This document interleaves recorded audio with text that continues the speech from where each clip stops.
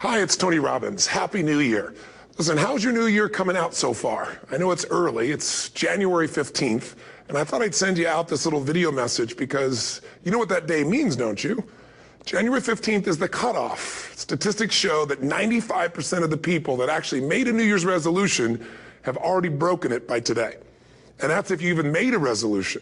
Now, if you're the exception to that, I'm thrilled for you, and I support you, and I say keep rocking it. But if you've missed, maybe I could drop you a quick little message or two here that can help you not only recover, but get way beyond just making some New Year's resolution and make some real lasting change in your life. I mean, think about it. Most people don't even make a resolution anymore. Why? Because they've made them from years and years and years, and they know they're not going to follow through. So after a while, who wants to disappoint yourself? Who wants to be upset with yourself? Why even bother to set a new standard for this year? You know it's going to be the same as last year. If you're the kind of person watching this right now and you've actually opened this email and you haven't shut me off already, then obviously that's not you. So the question is, what is it that makes us even want to make a resolution? I mean, it's an interesting question. Why is it at the beginning of a year we have this tradition? But it goes beyond tradition. It's something inside of us that makes us want to make things better. And I think part of it is the calendar gives us this idea that we can have a fresh start, that we can start from fresh and have this great victory. And it's really, the calendar itself is quite arbitrary. It's wonderful to use it, but if you didn't use it effectively, let's use the calendar to serve you today. Let's just see, what does it really take to make this thing happen? Because there's no denying that inside of you, the only thing that's going to make you happy in the year ahead and the decades ahead is going to be having you have an experience where on a regular basis, you feel like your life is making progress. If there's one thing I teach, and I want to remind you of it, it's really simple. Getting things is not going to make you happy. That's good news in a tough economy. It's a good reminder. It doesn't matter what you get. Doesn't matter whether it be money or opportunity. All those things might excite you for the moment. Even a relationship, as magnificent it may be, might be exciting for a while. But if you don't keep growing, that relationship isn't going to stay exciting. So the secret to real happiness is progress. Progress equals happiness. And if we can make progress on a regular basis, we feel alive. And that's why at the beginning of the year, we get this thing like, okay, I can have this fresh start. I could really do what my soul desires. I could expand. I could grow. I could improve. I could change. Or maybe better than change, I could progress. See, think about that. Progress is an aliveness to it, doesn't it? You don't have to work at changing. People say all the time now, well, I'm working on changing. Don't worry about it. You don't have to work on changing. Change is automatic. Your body's going to change whether you want it or not as the years go by. And no matter how hard you work, there's going to be some changes going on there. The economy is going to change no matter what you want it to do. The weather is going to change. Relationships are going to change. Everything in life is always changing. We don't have to work on change. Change is automatic, but progress is not. So if you want to make real progress, then you really got to look at your life in a different way. You got to say, I got to take control of this process and not just hope it's going to work out like people do who make a resolution. Because really, isn't that what they're really doing at the beginning of the year? They're saying, well, here's my resolutions for the year, and they really basically tell you their wishes. It's their wish list. It's what they hope it all comes together. And then they call it a resolution, but they don't know what a resolution is. When you resolve something, to have a resolution is to resolve it. When you've resolved, this is how it's going to be. That's when you cut off any possibility except the thing you've committed to. It's like the old adage, if you want to take the island, you burn the boats. Because when you burn those boats, there's no going back. You're going to find a way to make things work. And most people, they're stating what they hope will come together. And if it doesn't happen, then they're disappointed, but they're not too disappointed because they're not too vested. What does it take to successfully create a lasting change in your life? To not only have a New Year's resolution you follow through on, but really have a lasting change? Well, the first step for lasting change is very much like making a New Year's resolution. Fundamentally, it's the same. The first step is you got to have a vision for what it is you really, truly want. Not what you think you want or what you should have. I mean, what are most people's New Year's resolutions? I'm going to stop eating sugar. I'm going to stop smoking. I'm going to lose 10 pounds. The problem with that is it's not very inspiring for most people. It's not telling you what you're going to get. It's only what you're not going to do. And it's kind of hard to have you move forward with that. A vision is about what you're here to create. A vision that really works is one that excites you. If you say, well, my resolution, my goal, my outcome for this month, this week, this year is to lose X number of pounds, that's okay, but it's not very compelling. It has to be a compelling vision. It's got to have something that has the power to pull you, not something you have to push yourself to do. Those are two different kinds of motivation. Push requires willpower, and willpower never lasts. What will last is pull. Having something so exciting, so attractive, something you desire so much that you have a hard time going to sleep at night and you get so up early in the morning to rock it and take it to the next level. That's what you're looking to create. And that isn't easy to get. But one of the reasons we do seminars and events and we say, why do that? Why not just read a book or something? Is because when you get in an environment where you're with people that are being put in a peak state, like when you're going to a sporting event, if you watch a sporting event at home, it might have a certain level of excitement. But when you're in a stadium with 50,000 people, suddenly it has a whole different level of intensity. And we feel that. And the bottom line of our follow-through comes down to our emotional intensity. In a different state of mind, you're going to come up with a much better and a more exciting vision than if you're sitting on the couch going, okay, what are my new resolutions for this year? And you're doing it the morning after the new year has started and you're a little inebriated and the football game's on in the background. Probably not going to have the power of focus there. Probably not going to have the power of the energy to create something that's going to pull you for this year. And you got to do that. So it's got to be a vision that's compelling. Something that it's going to be a gift to make sure that it happens. And also, along with that compelling vision, you got to have strong enough reasons that you're going to follow through when the going gets tough. That's one of the biggest things missing for most people. They say, this is what I want to do. It's not very exciting. It's not very compelling. But most importantly, they don't have strong enough reasons to push themselves through what's going to be necessary to get that dream, to get that goal when the inevitable challenges come up, when you're starving, hungry, and you're trying to go on a diet, right? When you got no time and you're stressed out and you haven't worked out still, and that's what you're supposed to do. When the economy gets tight and what you thought you're going to do doesn't work, and so you give up on the goal instead of finding another way to get there. You don't let the fear take you over if you've got strong enough reasons. Those reasons can be positive, or those reasons can also be negative. They can be, if I don't do this, this is going to cost me. And if I do this, this is what I'm going to gain in my life.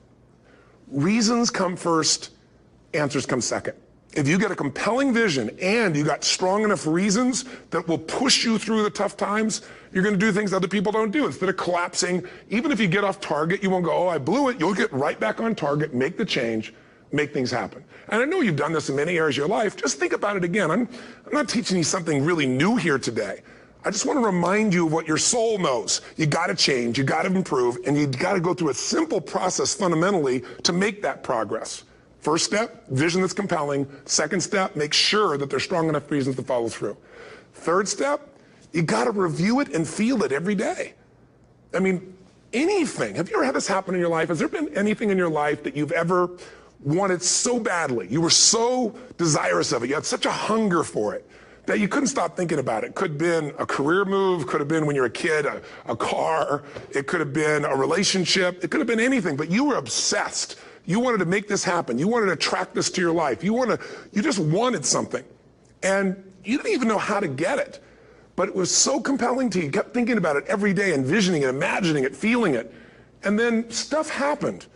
And suddenly you started to attract people or situations to your life, and it just came together. Like, you didn't even have a total plan. It was just that it was so a part of your focus with so much intensity and emotion so often that it sensitized you to notice anything that could get you there. There's a part of your brain called the reticular activating system. For short, we call it the RAS. That part of your brain determines what you notice in the world. And it's really important because when you set a goal, when you get really clear on a vision and there's strong enough reasons and you review it enough and it becomes a part of you, that part of your brain says, anything that relates to this, I need to notice. It's like, did you ever buy a certain kind of car or maybe a certain outfit and suddenly you see that car everywhere, or those outfits everywhere? Well, you know, the cars were always around, but why do you see it now? Because your RAS knows this is important. This is part of my world now. Similarly, when you really get clear and it's compelling and you're reviewing it every day, you've got strong reasons and you're reviewing it every day and you're feeling it, the brain becomes incredibly acute at noticing anything to get you to move forward. And so that's the power of this. So, you know, what do people do with a New Year's resolution? They come up with something they kind of want. It's not a compelling vision. They don't really have strong enough reasons, and they never review it again until to notice that they broke what they said they really want to have make happen, because they didn't really resolve. If you resolve, you got the vision, it's compelling, you review it daily, and you feel it, you envision it, and you experience it. Simple as it sounds.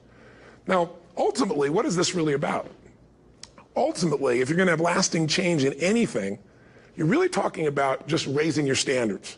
I mean, I always tell people, if you want to know how to change your life, I give it to you in 3 words, boring as it sounds: raise your standards. What does that mean?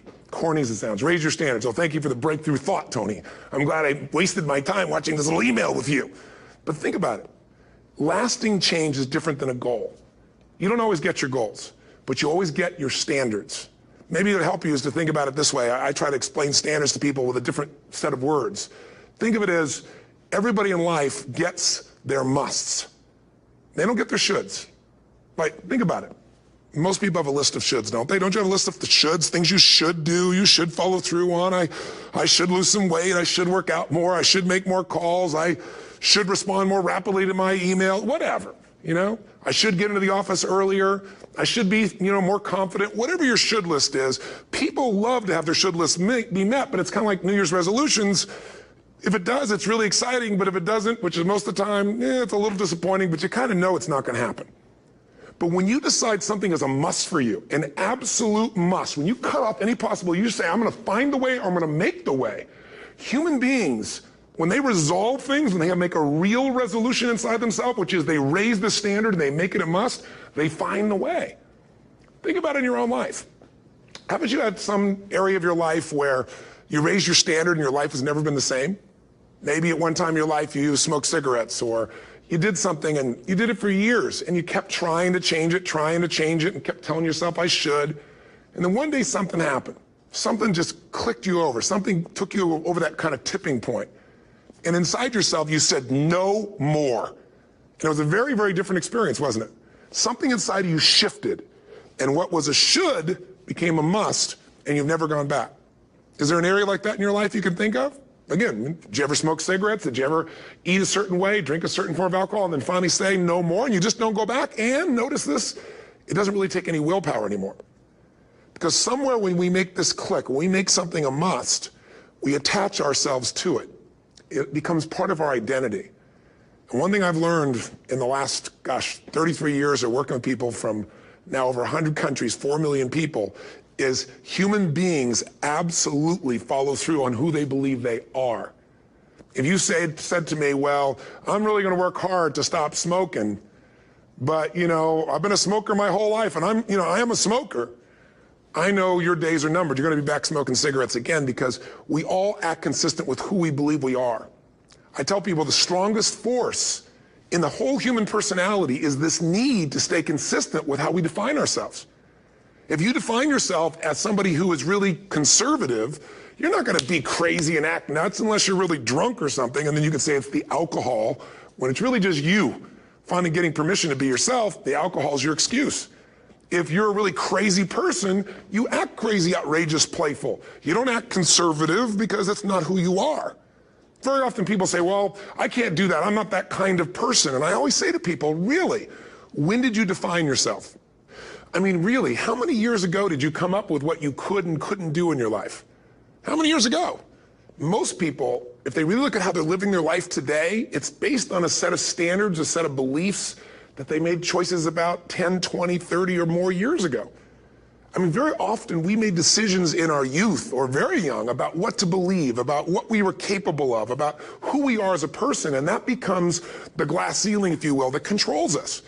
There's a corny metaphor, but it's true. I remember one time I was with my family at the circus, and there was a person there, and they had this big, giant elephant. And you look at this elephant, and they take this little rope, put it around the elephant's neck, and they drive this stake into the ground. And I mean, you look at this, and you know that elephant could rip down the entire tent with almost no effort. And yet, the elephant doesn't struggle, doesn't try. Why? Because the elephant's conditioned. And they take that elephant and condition the elephant when it's a baby elephant. That's how they train them. When it's a little baby elephant and it doesn't have the power yet, they put a big rope around it and they drive this huge stake in the ground, and the elephant fights and fights and fights. And one day, finally, that elephant decides, I'm not capable of pulling this out. And once that becomes the definition of an identity of anyone, an elephant in this case, they don't even try anymore. It's just who I am, that's how it is, that's just the way it is in my life. I'd like to ask you to take a look at any place you've got a limitation and ask yourself, when did I decide to accept that limitation? And you may not even see it as a limitation. You might see it as just that's who I am. But so often in our lives, we've adapted to be a certain way so that we don't fail or so that people will like us or respect us, but it's not necessarily who we are. Joy comes when you're spontaneous. It's really hard to be truly happy when you're not being yourself. And most of us have no clue who we are. And so a big part of my work, if you've ever been to an event, you know, is to get people to do things spontaneously without thinking, because that's when the real you shows up. That's when the energy comes alive. And when you do that, when you start to connect to your true nature, suddenly there's energy available for you to set a higher standard for what you want in your life. That's what this is really all about. And when I talk about standards, when I talk about, you know, shoulds versus musts, think about your own life. I know there have been areas in your life where some point in time you just shifted and you raised the standard and your life changed. Because whatever people have their identity attached to, they live. We live who we believe we are. That's just how it works. It's just kind of like, I'll give you an example. Look at your physical body. Your physical body today is an absolute reflection of only one thing, not your goals, not your desires, but your standards. The identity you have for yourself. If your standard is you're an athlete, then there's a certain amount of strength, a muscle tone, and energy that's available in your body on a regular basis because that's who you are. And so you do whatever's necessary to maintain that identity. Again, the strongest force in the human personality is this need to stay consistent with how we define ourselves. Because if you don't know who you are, you wouldn't know how to act. Once you lock in on that identity, your brain finds a way to keep you there. If you say, you know, man, I'm overweight, I've always been overweight, I'm big boned, and that's the story you got, then you're going to always find a way to get back there. That's your settling point. That's your identity. That's where things lock in. If you see somebody who's in really great shape, you ask them, do you work out? You know the answer. Yes. How often? And they'll tell you 3 times, 4 times, 5 times a week, whatever. In a seminar, I'll ask people, who here works out at least 5 days a week? And I'm stand up. And you look around that room, and you know that they work out 5 times a week because you can see their body. You don't just get a result without some kind of action, without some form of ritual. Ritual meaning actions you do consistently. Now, do you think those people that are out there working out 5 days a week, do they have more time than you do? Or I have, or anybody else? Of course not. Is their life less busy? Of course not. It's just a must for them. They must work out that way, and they've made that turn and their life's changed. So I'm not saying you have to work out 5 days a week. I'm just saying whatever you really want, wants don't get met consistently. Standards do. Whatever you identify, this is who I am. And so it's not so much about changing your identity as there's expanding it. You know, deciding that, you know, instead of your goal is to lose 10 pounds, which is not compelling, what if your vision was to get back to my fighting weight? You know, this year, this month, this next 90 days, I'm going to transform my body. I'm going to take on a new challenge. I'm going to find some technique or strategy, there's a million of them, that can reframe myself where I want to feel younger, stronger, more vibrant than ever before. Here's my reasons. Because I want the energy to really make my life work. Because it's tough out there, and I want to be stronger than I've ever been before. I want to go in front of the mirror, and if I'm naked, not, you know, want to laugh. I want to look there and take a good look and go, yeah, I'm proud of whatever I see there. Whatever it takes, something's going to make you laugh, smile, something that's going to tease yourself, but something's going to move you to another level. If you identify yourself in a new way and you own that every day, and that becomes the standard of how you live, you'll find the way to make that standard real. Money's the same way. Think about it. It doesn't matter what's happening, quote unquote, in the marketplace. People that make money find a way to make money no matter what, don't they? I mean, most people's standard is to pay their bills. So that's what most people find a way to do, even when economic times get tough. Most people, if that's their absolute standard, they find a way. Some people's standard is pay their bills most of the time. And so most of the time they do. Some people's standard is not just to pay their bills, but to take care of their family and maybe even some of their friends. And they find a way. In fact, you know, some people may be in a family where they don't have enough money. They barely have money to pay their bills. They work their guts out. And then somebody, their mother, their father, somebody else, their sister gets ill, and there's not enough money to take care of it. Nobody else has money in the family. They don't either, but they find a way to get that money to take care of their mother or father, don't they? And pay their bills. They never could do it before. Why? The situation made them raise their own standard. And not everybody does that. Somebody else in the family might have money and still not take care of their mother. It all comes down to the inner game, my friends. Changing your life is a change in the inner game. The outside world you can't control, but you have absolute control over this one if you learn the dynamics of what shapes you. And identity is one of those simple, clear, fundamental basics that if you start to shift it, everything else will shift in your life as well. Some people, by the way, have to have more than enough money to do what they want, when they want, where they want, with whomever they want, contribute the way they want. And if that's their must, they find a way. I know that sounds overly simplistic, but it's true. You know, somebody once said you could take all the money in the world out of the hands of everybody, out of all the wealthy people in the world who are really successful, give it to other people. It wouldn't take too long. Those people would have it back in their hands. It's not because they're manipulative. It's because they have a standard. Some are manipulative, don't get me wrong, but they got a standard of what they're going to find a way to make happen. I'm just simply saying to you, take those 3 magic words and live them. Raise your standard. And if you really want to do it, then I'll tell you the most important secret. Have you ever done this? Have you ever told yourself you're raising your standard? Okay, I'm going to go make this happen. I'm going to go make this much money. I'm going to transform my kids. I'm going to create the ultimate relationship of my life. I'm going to transform my body, whatever it is. And then you don't have strong enough reasons and you don't use it. You don't follow through. It's because you didn't back up your standards with what makes those standards real, and that's rituals. Rituals are where the power is. Whenever we do our Robbins results coaching, and we say Robbins equals results, the way we get results with people, it's the same way if you listen to my Ultimate Edge program, or back in the old days, Personal Power, or if you went to one of my seminars. You know what I do is I take these huge challenges you got and we break them down into little bite-sized steps. Little things you do each day that after you do them, you get so much momentum that it's easy to succeed. You're not overwhelmed. You have these victory day after day after day on little things. If you went through Ultimate Edge, I'm sure you learned about the hour of power, or the 15 minutes to be able to be fulfilled, or 30 minutes to thrive, where you literally just condition your body and emotion with a couple little rituals.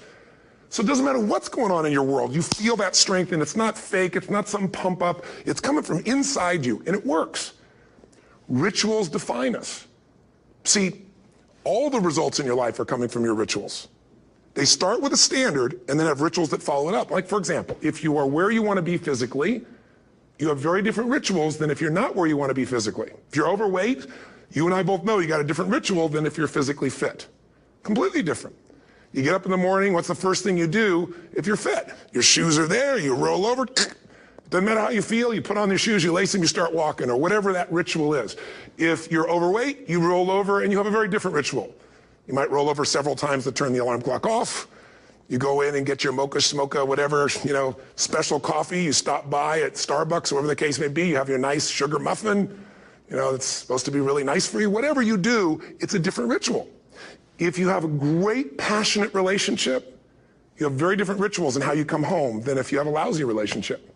When you come home and the first thing you do is you're tweeting somebody, or you're emailing, or flipping on the news, or you don't even come home. What are the rituals? Whenever I study people that are successful, what I look for is what's the standard they hold themselves to, and then what are all those little rituals that add up? Because think about it. Success and failure are not giant events. They don't just show up. You don't just suddenly become successful or suddenly have this cataclysmic event that makes you fail. It may look that way, but failure comes from all the little things. It's failure to make the call. It's failure to check the books. It's failure to say, I'm sorry. It's failure to push yourself to do things physically that you don't want to do. And all those little failures day after day come together until one day some cataclysmic event happens and you blame that. That event happened because you missed all the little stuff. Do you agree with me? And success, by the way, is not some overnight event. It's all these little things. Success is having a vision. Success is making it compelling. Success is really seeing it and feeling it every day with strong enough reasons. Success is feeling the sense that I'm here to grow and I'm here to give something to the world more than just myself. Success is caring about other people. Success is calling and saying, I love you in the middle of the day for no damn reason. Or sending a note. That'll change your relationship. Have a ritual of something funny, playful, or a surprise you do. How many relationships are dead today because they have no surprise rituals anymore? You need to have some rituals, some cool things you do that nobody else does that gives you a better life than anybody else has. All the little stuff. That's where success comes from. In business, it comes from delivering more than anybody could imagine. All those little things add up. People go, wow, that's who I want to do business with. It's true in any area of your life.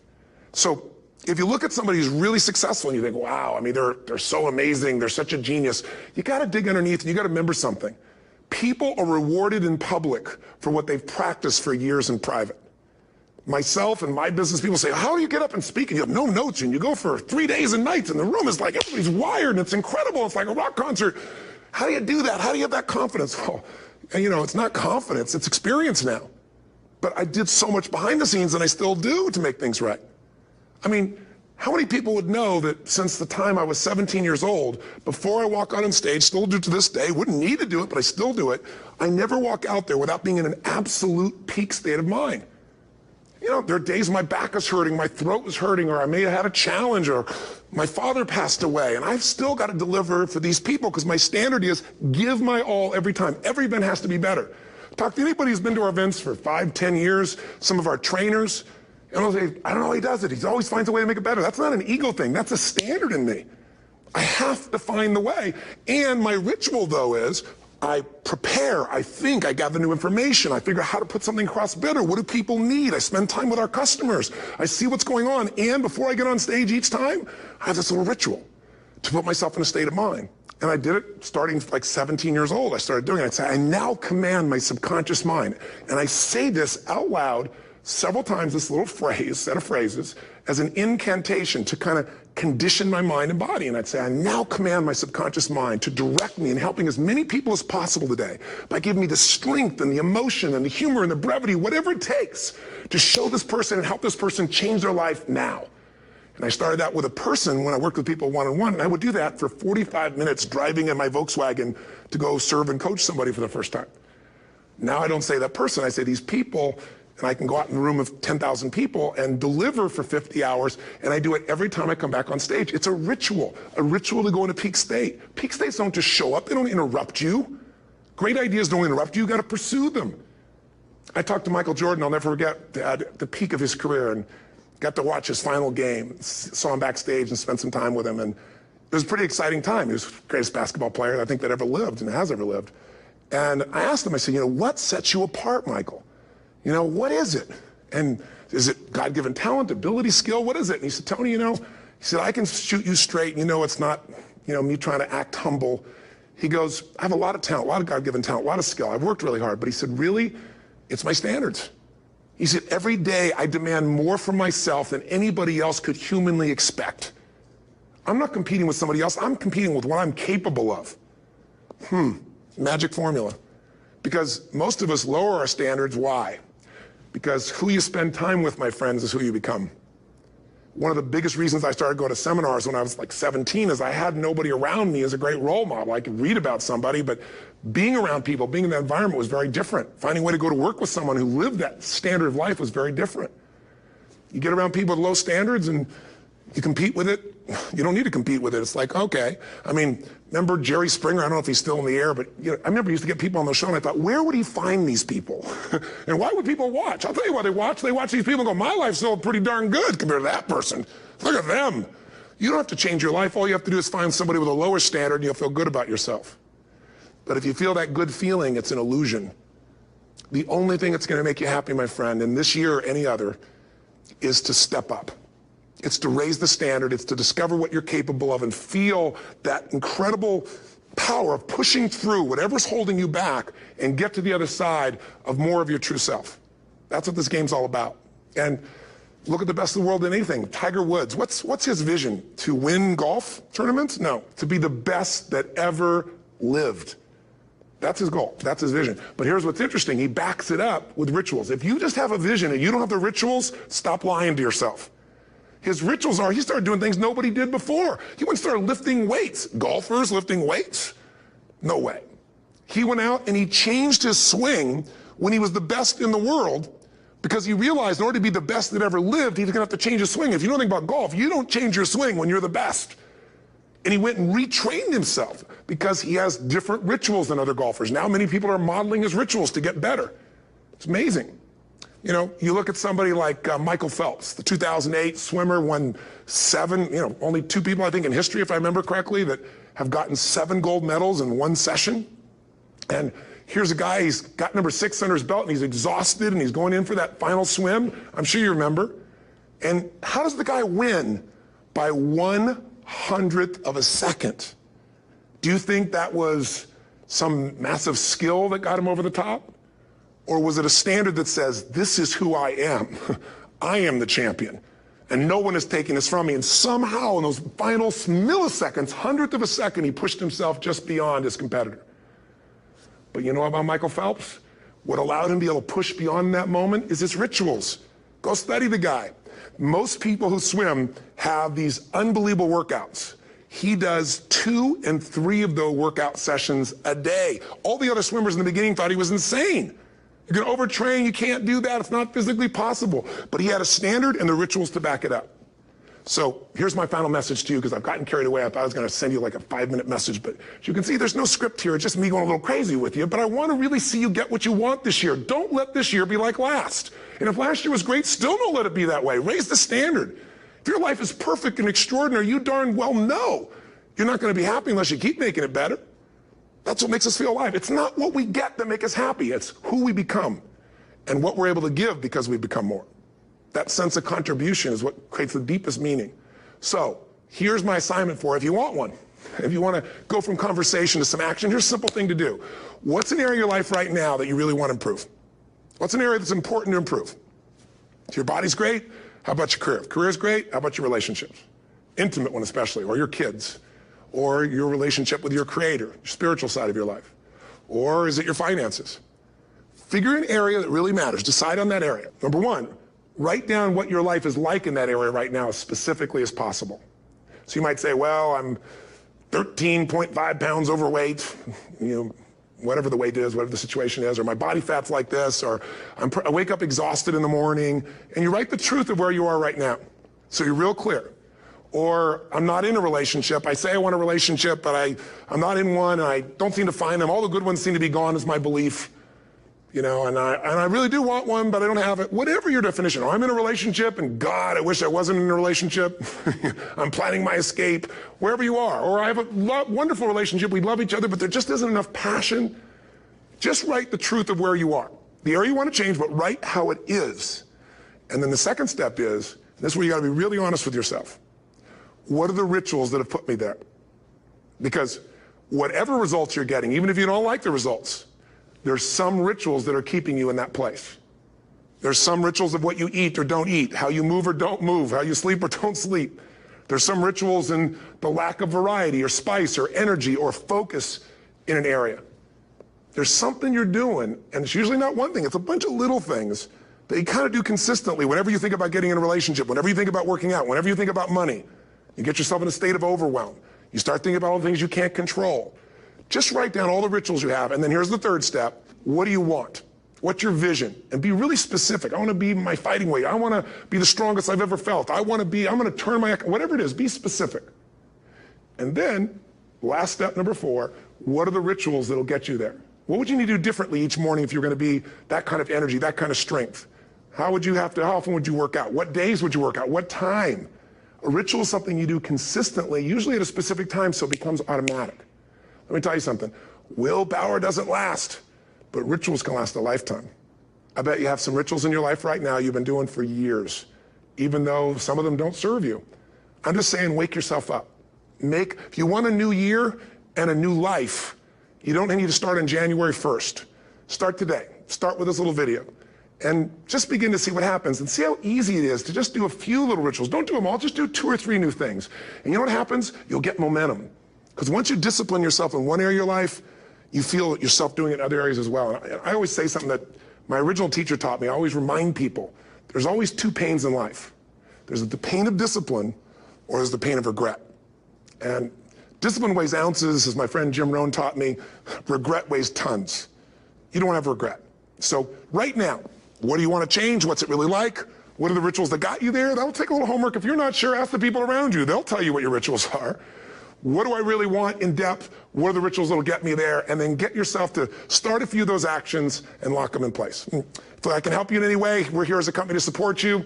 Come have an event with us. Come to Unleash the Power Within or Mastery University, or get a coach. You can get a free coaching session if you call our company and click on something on this. We'll probably have something on it, or get a product. Or don't do anything with us, but do something with somebody, starting with you.